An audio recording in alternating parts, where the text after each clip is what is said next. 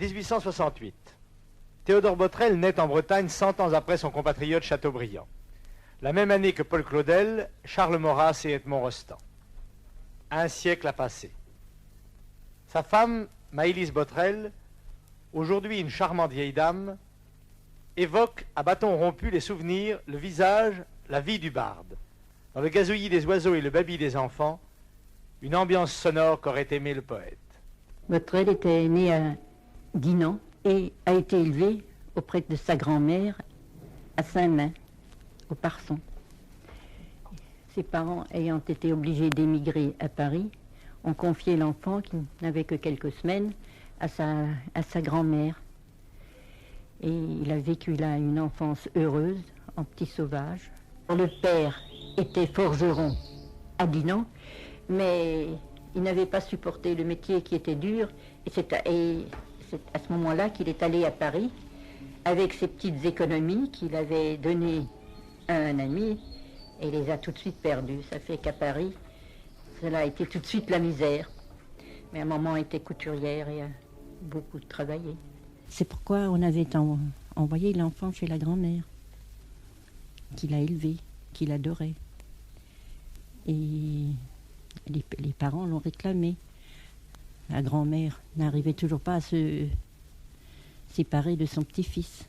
Et alors un jour, l'oncle qui faisait son service militaire était venu chez la grand-mère et il avait ordre de ramener le petit. Et on l'a dit à la grand-mère qu'au dernier moment, alors il a fallu faire le petit baluchon. Et il a débarqué chez ses parents à Paris. Et ça a été pour lui un étonnement en tout. Il n'avait jamais vu d'escalier. Il se dit, en voyant la rampe, il dit, mais ils ont mis ici l'échelle en champ. Et arrivé là-bas, on lui a dit, frappe à la porte, c'est un coup de sabot qu'il a donné. Puis alors quand on a vu arriver ce petit paysan là-bas, le frère avait honte.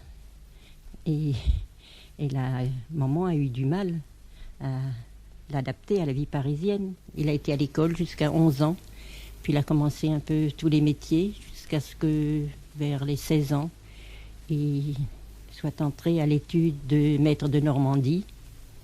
Et là, il y avait Poincaré, Henri Robert, Fourcade, qui sont devenus des maîtres du barreau. Et il s'intéressait aux gosses, aux petits sauts-ruisseaux Botrel, puisqu'il aimait le théâtre. Et alors, il lui passait des places gratuites et on en discutait le lendemain. Et il parlait devant le petit clerc de littérature, des poésies, théâtre. Dès qu'il était libre, il allait à la bibliothèque du 8e arrondissement. Il passait ses jours et des nuits à lire. Botrel, à 18 ans, s'était engagé volontaire dans l'armée, pensant faire sa carrière. Et il n'avait qu'un rêve toujours, c'est de pouvoir retourner au Parson, revoir sa grand-mère. Évidemment, à l'époque, les parents étaient pauvres, ils n'en avaient pas les moyens de lui payer le voyage. Et il s'est dit, à la première permission, il irait au Parson. Et ce jour arriva, malheureusement, la pauvre vieille grand-mère, 2 jours avant, avait fait une chute, était morte.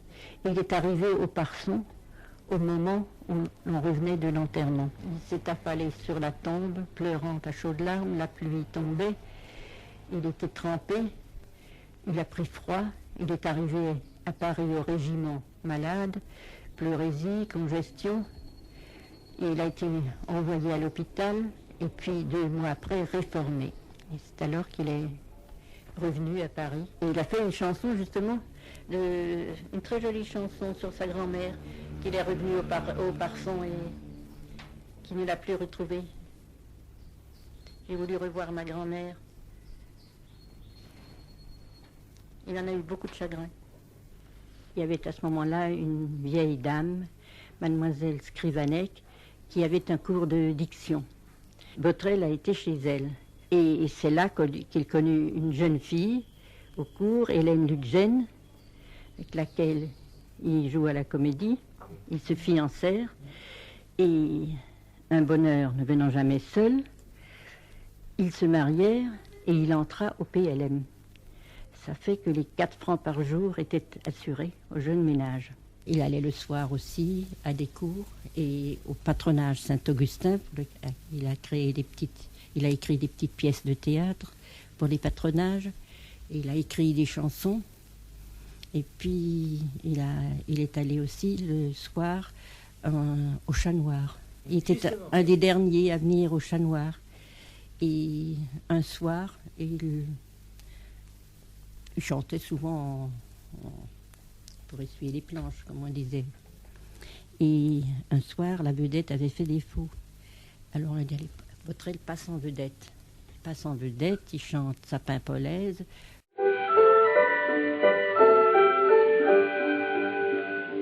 Quittant ses jeunes et sa londe, quand le breton se fait marin, en allant aux pêches d'Islande, voici quel est le doux refrain que le pauvre gars fredonne tout bas.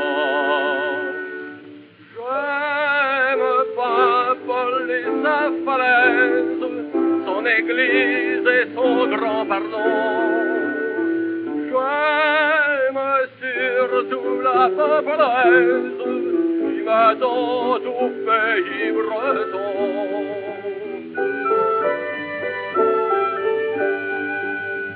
Le brave Islandais sans murmure jette la ligne et le harpon.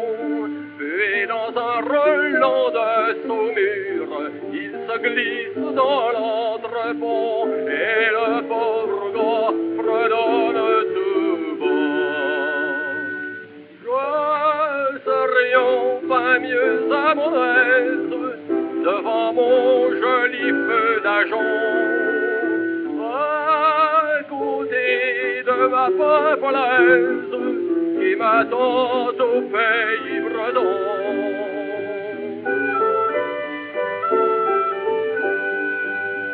Mais souvent l'océan qui dompte se réveille lâche et cruel.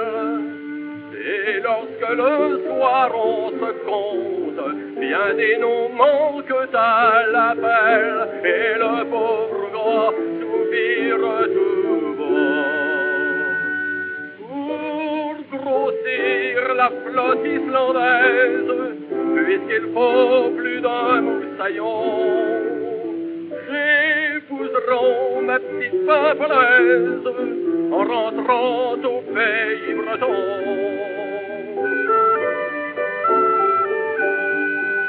Et quand la vague le désigne, l'appelant de sa grosse voix, le brave Islandais se résigne en faisant un signe de croix, et le pauvre gars quand vient le trépas.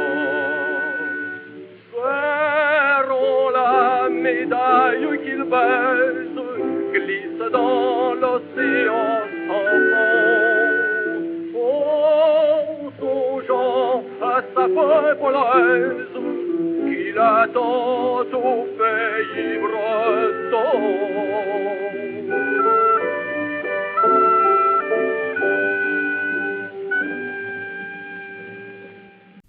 Il y avait dans la salle des Bretons qui se sont retrouvés dans ces chansons. Il a été tellement applaudi que le directeur du Chat Noir, Salis, lui a dit « Botrel, dorénavant, tu passes en vedette ».